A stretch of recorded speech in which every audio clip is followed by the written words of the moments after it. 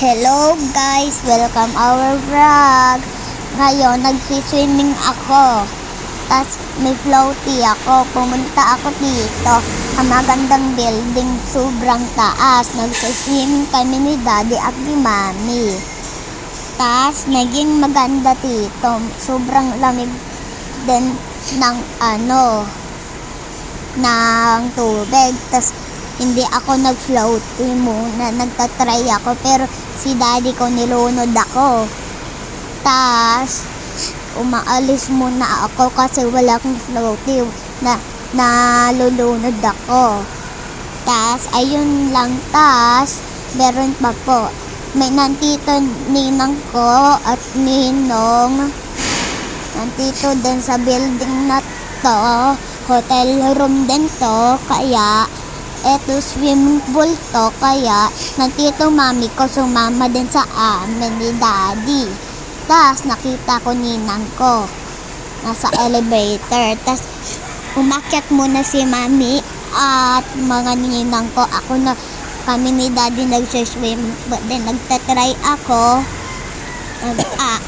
nagsiswimming sa malayo, sa sobrang lalim, haba walang floaty.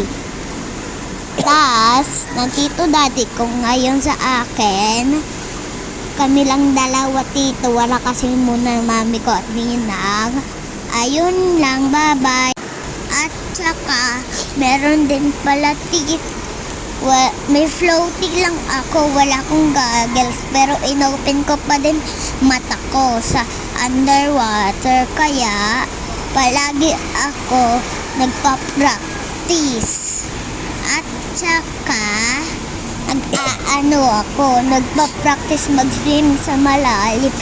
Sa unahan lang ay nag-swimming ako sa hindi malalim, kaya ayun, doon lang muna ako natututo. Binitawan ako ni Daddy, hindi ako makahinga sa loob. Ako, umupo lang muna ako para magpahinga. Ayun lang, bye-bye. Tas nagsiswimming ako.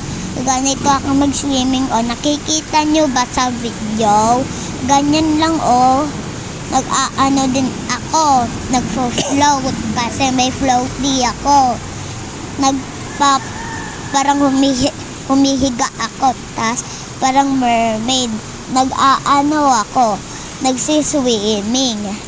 Pumunta ako sa underwater. Ayun, malapit na pala matapos. Bye-bye.